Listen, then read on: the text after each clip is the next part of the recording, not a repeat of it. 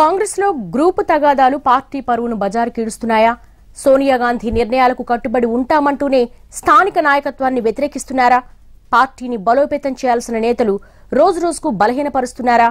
రాష్ట్ర పార్టీ నాయకత్వాన్ని బాహాటంగానే వ్యతిరేకిస్తున్న జగ్గారెడ్డి సవాల్ను రేవంత్ రెడ్డి స్వీకరిస్తారా? తెలంగాణ కాంగ్రెస్ పార్టీలో అసంతృప్తి జ్వాలలు భగ్గుమంటున్నాయి. పార్టీ స్థానిక నాయకత్వానికి వ్యతిరేకంగా ఒక్కొక్కరిగా నేతలు ఒక్కటవుతున్నారు. గత కొంతకాలంగా అంతర్గతంగా ఉన్న విభేదాలు ఇవాళ బద్దలయ్యాయి. అశోక హోటల్లో కాంగ్రెస్ సీనియర్ నేతలు మర్రి శశిధర్ రెడ్డి, వి హనుమంతరావు, జగ్గారెడ్డి, శ్యామ్ మోహన్ రావు, కమలాకర్ రావు సమావేశమయ్యారు. తమ సమస్యలు అధిష్టానానికి తెలియచేయడమే లక్ష్యంగా ప్రత్యేక భేటీ ఏర్పాటు చేసినట్లుగా నేతలు తెలిపారు. తాము చేస్తున్న దాంట్లో తప్పేమీ లేదని, పంజాబ్ తరహాలో పార్టీ నష్టపోకూడదనేది మా ఉద్దేశమని చెప్పారు. పూర్తిగా నష్టం జరిగాక చర్చించుకుంటే లాభం ఉండదన్నారు. అయితే సమావేశం నిర్వహించవద్దని ఇప్పటికే కాంగ్రెస్ అధిష్టానం నేతలకు సూచించింది. విహెచ్ సహా మరికొందరు సీనియర్లతో ఏఐసీసీ కార్యదర్శి బోసురాజు ఫోన్లో మాట్లాడారు. పార్టీలో సమస్యలుంటే అధిష్టానం దృష్టికి తీసుకురావాలని సూచించారు.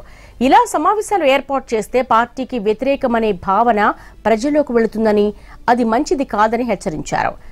ఏఐసీసీ కార్యదర్శి బోసురాజు పీసీసీ చీఫ్ రేవంత్ ను సీనియర్స్ దగ్గరికి రాయబారం పంపాలని నిర్ణయించారు. Party working president Mahesh Goud ను వెళ్లాలని ఆదేశించారు. ఇంతలో జగ్గారెడ్డి, రేవంత్ మహేష్ గౌడ్లపై కూడా కామెంట్స్ చేశారు. దీంతో రాయబారం క్యాన్సిల్ అయింది. అయినప్పటికీ సీనియర్ నేతలు వెనక్కు తగ్గకుండా సమావేశం నిర్వహించారు. రాష్ట్ర కాంగ్రెస్ లో ఉన్న సమస్యలపై అధిష్టానం తమతో చర్చలు జరపాలని నేతలు డిమాండ్ చేస్తున్నారు. తమ సమస్యలు అధిష్టానానికి తెలియచేయడమే లక్ష్యంగా ప్రత్యేక భేటీ ఏర్పాటు చేసినట్లుగా తెలిపారు. తాము చేస్తున్న దాంట్లో తప్పేమీ లేదని, పూర్తిగా నష్టం జరిగాక చర్చించుకుంటే లాభం ఉండదు. సీనియర్స్ సమావేశం జరుగుతున్న సమయంలోనే మాజీ ఎంపీ విహెచ్ హరీష్ రావును కలవాల్సిన అవసరం ఏంటన్నారు అద్దంకి దయాకర్. హరీష్ రావును కలిసిన తర్వాతనే పార్టీకి వ్యతిరేకంగా సమావేశాలు నిర్వహిస్తున్నారని, అవసరమైతే ఆధారాలు బయటపెడతామన్నారు. టీఆర్ఎస్ కాంగ్రెస్ పార్టీని విభేదించే కుట్ర చేస్తోందని ఆరోపించారు. దీనికి సొంత పనుల కోసం మంత్రిని కలిస్తే తప్పేంటని ప్రశ్నించారు జగ్గారెడ్డి. కాంగ్రెస్ లో ఎవరిని కలవడం లేదా అని నిలదీశారు. సీనియర్ల సమావేశం తర్వాత మాజీ ఎంపీ హనుమంతరావు మీడియాతో మాట్లాడకుండా వెళ్లిపోయారు. హరీష్ రావును రహస్యంగా కలవాల్సిన అవసరం ఏముందంటూ అధికార ప్రతినిధుల ప్రశ్నలకు సమాధానంగా అధికార పార్టీ నాయకులతో రహస్యంగా ఎందుకు కలిశారని అంటోంది రేవంత్ వర్గం. కార్యకర్తలు, ఇతర నాయకులకు ఏం పనులుండవా, వాళ్లు కలవలేరా అని ప్రశ్నిస్తుంది రేవంత్ టీం. T10 అని, తర్వాత T20 అని, G10 అని మొత్తం ప్రచారం మీడియాలో రావడం వల్ల క్షేత్రస్థాయిలో కార్యకర్త నాయకులు బలహీన పడుతున్నారు. వాళ్ళు మానసికంగా కొంత వేదనకు గురవుతున్నారు. ఇది ఎందుకు అనే ఉద్దేశంతోనే ఇప్పుడు సీనియర్ల భేటీ అంటే, మేము కూడా సీనియర్ కాంగ్రెస్ అధికార ప్రతినిధిగా, బెల్లయ్య గారు కూడా అధికార ప్రతినిధులుగానే అసలు ఏం జరుగుతుందని తెలుసుకోకుండా, ఇప్పుడు ఎక్కడ గాయమైందో తెలియకుండా మనం మంది ఎట్లా రాస్తాం. సో దాన్ని తెలుసుకుందామని సగటు వారితో, జగ్గారెడ్డి గారితో సాన్నిహిత్యం ఉంది, విహెచ్ గారితో సాన్నిహిత్యం ఉంది. ఇప్పుడు మనం ఒక పోలీస్ స్టేషన్కి పోయినప్పుడు ఒక సోషల్ మీడియాను పెట్టుకొని కూడా పోయింది కదా. అట్లా హరీష్ రావు గారిని కలిస్తానికి సీక్రెట్గా ఎందుకు? మంచిగా ఓపెన్గానే పోవచ్చు. మినిస్ట్రీ దాంట్లో కలవకపోతే హరీష్ రావు కలుస్తాడని ఎక్స్పోజ్ చేయొచ్చు. మంత్రులు ఉత్తగానే ఆకార రూపాలకు ఉన్నారు తప్పితే వీళ్ళు చేయరని చెప్పుకోవచ్చు కదా, పెద్ద సమస్య కాదు కదా. సో అది ఇంతవరకు అది ఎవరు కూడా మేము చెప్పే, మాకు కొంతమంది చెప్పే వరకు కూడా తెలియదు. సో దాన్ని ఎందుకు సీక్రెసీ మెయింటైన్ చేయాలి? దీనివల్ల ఏమవుతుందంటే, ఇప్పుడు అది వాళ్ళ సోషల్ మీడియా ఓపెన్ చేస్తుంది, చేసి సీక్రెట్గా కలిసిన హనుమంతరావు ఏంటి కథ, ఏమా కథ అంటే నీకు 3 రోజుల వార్తలు, సర్ది వార్తలు వచ్చి చేరిపడుతుంది. So this is not the healthy way అని. అసలు ఇది నాకు తెలిసి ఇంత పెద్ద గ్యాపే కాదు. ఎందుకో అనవసరమైన గ్యాప్ పెరుగుతా ఉన్నది. దాన్ని పెంచుకోవాల్సిన అవసరం ఇంకా లేదనిపించింది. తొందరలోనే మళ్ళీ జగ్గారెడ్డి గారిని, అటు పిసిసి గారిని కూడా కలిసి. మంత్రి హరీష్ రావును విహెచ్ కలిస్తే తప్పేంటని ప్రశ్నించారు జగ్గారెడ్డి. విహెచ్ కూతురు డాక్టర్ అని, మంత్రి హరీష్ ను ఫామ్ హౌస్ లో కలవడంలో రహస్యమేమీ లేదన్నారు. రావుని హనుమంతరావు గారు మాట్లాడిరని చెప్పి ఇట్లా చేసే కదా ఇదంతా చేస్తారు. ఇగో నేనేమంటున్నానంటే, ఇప్పుడు మంత్రి హరీష్ రావు ఒక మినిస్టర్, ఆయన మినిస్టర్ హరీష్ రావుని రేపు ఎవరైనా కలిసి, నేను కలిసినా, ఏ ఎమ్మెల్యే కలిసినా, అట్లా అంటే మొన్న బట్టి మేమందరం సీఎం దగ్గర పోయినాము. ఆయన బిడ్డ గురించి ఏదైనా ఇష్యూ ఉంటే ఒక మంత్రిని కలవడం తప్ప? ఎడన్నా మినిస్టర్ని కలవకపోతే ఎవరిని కలవాలి చెప్పండి. ఇప్పుడు నా కూతురు ఏదైనా, నాకు ఏదైనా సీటు, ఏదైనా ఇష్యూ ఉంటుంది, ఆమె డాక్టర్ ఆల్రెడీ. ఇప్పుడు హనుమంతరావు గారి బిడ్డే డాక్టరు, ఏదైనా పోస్టింగ్ అదో ఏదో ఒకటి ఉంటుంది. ఉన్నప్పుడు మినిస్టర్ మెడికల్ మినిస్టర్ హరీష్ రావే కదా, కలిసే తప్పేముంది? హరీష్ రావు మినిస్టర్ అండి, ఫామ్ హౌస్లు ఉన్నాడా, ఇంటికాడు ఉన్నాడా, ఆడుంటే ఆడికి పోతాడు. అపార్ట్మెంట్ ఇచ్చినప్పుడు తప్పేముంది? అది మినిస్టరే కదా. మినిస్టర్ నంబర్లు మాకు ఉండేవి, ఎవరికో తెలిసినతో చెప్తాము మినిస్టర్ అపార్ట్మెంట్ పెట్టుండని అంటాము. అట్లాంటే ఇప్పుడు ఢిల్లీలో వీళ్ళు ఎవరు కలుస్తలేరా? ఇప్పుడు మన వెంకటరెడ్డి కలిసిండు, ఉత్తమ్ కుమార్ రెడ్డి కలిసిండు, రేవంత్ రెడ్డి కూడా నాగండి సార్. అరే మంత్రి, అరే మీకు అర్థమైతే లేదు, ఈయన కూడా అధికారికంగానే కలిసినట్టే కదా, సొంత కూతురు విషయంలో కలవతా. ఇప్పుడు హరీష్ రావుని పార్టీ క్లిష్ట పరిస్థితుల్లో ఉందని, దాన్ని అధిగమించి ఎన్నికల్లో గెలిపే లక్ష్యంగా వ్యూహాలు రూపొందించుకోవాల్సిన అవసరం ఉందన్నారు.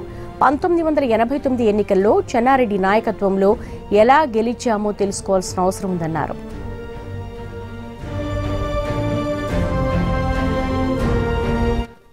అనేది మీరు రేవంత్ రెడ్డిని దృష్టిలో పెట్టుకొని పెట్టిందా అనేటువంటి మాట అంటే కాదు అని చెప్పాను. నేను స్వయంగా రేవంత్ రెడ్డి కూడా చెప్పాను. ఆ రకంగా అనుకోవడానికి ఆస్కారం లేదు. ఖచ్చితంగా ఈరోజు అంటే మనం నేర్చుకోవాలి, గతంలో ఏ విధంగా ఉండేటువంటి దాంట్లో జరిగినటువంటి పరిణామాలను దృష్టిలో పెట్టుకొని మనం సరైనటువంటి మార్గాన పోతున్నామా లేదా అని చెప్పి చూడాల్సినటువంటి బాధ్యత. మేము చాలా కాలంగా పార్టీలో దశాబ్దాలుగా చూస్తూ వచ్చి ఎంతో అనుభవం ఉన్నటువంటి వ్యక్తులం, పార్టీకి కమిట్మెంట్ లాయల్టీ ఉన్నటువంటి వ్యక్తులం. It is our responsibility and duty. This is not against any individual, but are we going the right direction?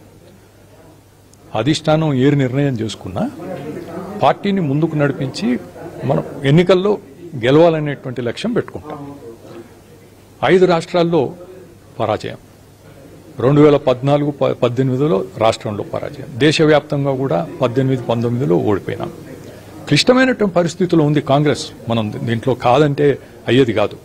It's a do or die situation. ఎప్పటి వరకైతే మా ఉద్దేశం చాలా స్పష్టంగా ఉంది, ఇక్కడి నుంచి ఢిల్లీ వరకు కూడా ఈ విషయం వారికి తెలిసినటువంటిదే. సరే, ఎప్పటికప్పుడు ఏదైనా వేరుగా వాలిస్తే I don't have to respond to each and everything. Our intention is very clear. We have to learn from the past. గతంలో చాలా క్లిష్టమైనటువంటి పరిస్థితిలో కాంగ్రెస్ ఉండి గెలుస్తుందా లేదా అనే అనుమానాలు 78లో 89లో ఉంటే ఆ రోజు ఏ విధంగా గెలిచాం? పీసీసీ చీఫ్ రేవంత్ రెడ్డికి ఆ పార్టీ ఎమ్మెల్యే జగ్గారెడ్డి సవాల్ విసిరారు.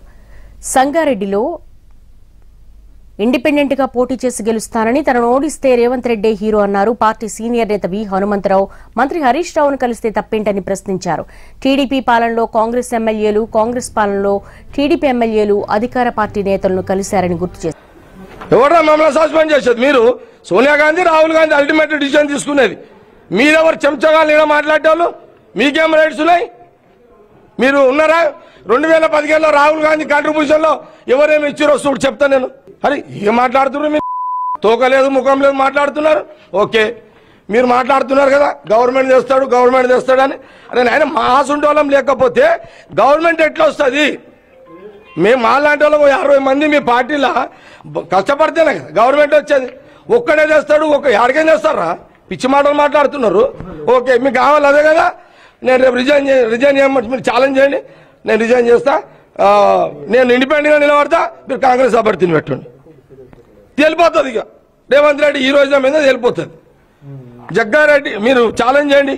రేవంత్ రెడ్డి నేను అంటున్నా, నువ్వంతా తీసుమార్కాడు, నిన్ను భజన చేస్తారు కదా, నీ భజన మండలి భజన చేస్తుంది కదా. ఏంది రేవంత్ రెడ్డి తీసుమార్కాడు గెలిపి ఏంద్రా గెలిపించేది? పిల్లల పరిష్కారం చేస్తున్నారా? ఓకే, మీకు అంత దమ్ముంది కదా. కానీ చూద్దాం, ఒకవేళ ఇదే రేవంత్ రెడ్డికి నేను చెప్తున్నా, నేను రిజైన్ చేస్తా, నువ్వు ఛాలెంజ్ చేయి, నేను రిజైన్ చేస్తా. నేను ఇండిపెండెంట్గా నిలబడతా, అవతల టీఆర్ఎస్ నిలబడుతుంది, బీజేపీ నిలబడుతుంది, నువ్వు కాంగ్రెస్ నుంచి పెట్టు. ఒకవేళ ఇక నువ్వు గెలిచినావు అనుకో, కాంగ్రెస్ గెలిపించినావు అనుకో, ఇక నువ్వు పర్మనెంట్ హీరో. ఇక నీ ఎవడు కూడా ఎవడేం. ఒకవేళ నేనే గెలిచిన అనుకో, నేను హీరోనా నువ్వు హీరోనా నాడు ఛాలెంజ్ చేస్తావా? చెయ్యి, చలో ఛాలెంజ్ అయ్యా. అరే నీ షోకాజ్ అక్కడ ఏమైంది? షోకాజ్ ఏమవుతుంది? కానీ అయ్యేది అవుతుంది. నేను రాజీనామా చేస్తా, నేను ఇండిపెండెంట్ నిలబడతా.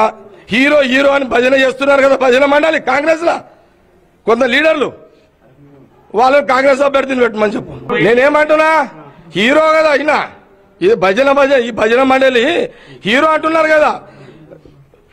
ఈ భజన మండలికి అరే మీ భజన మండలి మా దగ్గరికి వచ్చుడేంద్రా నాయన మీరు.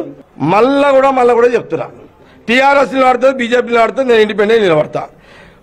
ఇప్పుడు ఇది కాంగ్రెస్ పార్టీ పంచాయతీ కాదు. ఇప్పుడు ఇది మళ్ళా చెప్తున్నా, ఇది కాంగ్రెస్ పార్టీ పంచాయతీ కాదు, ఇది కాంగ్రెస్ పార్టీ వ్యవహారం కాదు, ఇది సోనియా గాంధీ రాహుల్ గాంధీ వ్యవహారం కాదు. మాకు సోనియా గాంధీ రాహుల్ గాంధీ, కాంగ్రెస్ పార్టీ నో, నాకు ఎలాంటి దాని మీద లేదు. కానీ ఈ ఇండివిజువల్ రేవంత్ పార్టీనే తీసుకొస్తాడు అని అట్లంటే మరి మన 2018 ఎందుకు ఓడిపోయిండు రేవంత్ రెడ్డి? నేను అందుకే అంటున్నా, ఇప్పుడు పార్టీని పక్క పెడదాం, ఇండివిజువల్ గా తెలుసుకుందాం. చలో రేవంత్ రెడ్డి మొగడా, నువ్వు ఛాలెంజ్ అయినా తోటి నేను కూడా ఛాలెంజ్ చేసి రిజైన్ చేసేస్తా.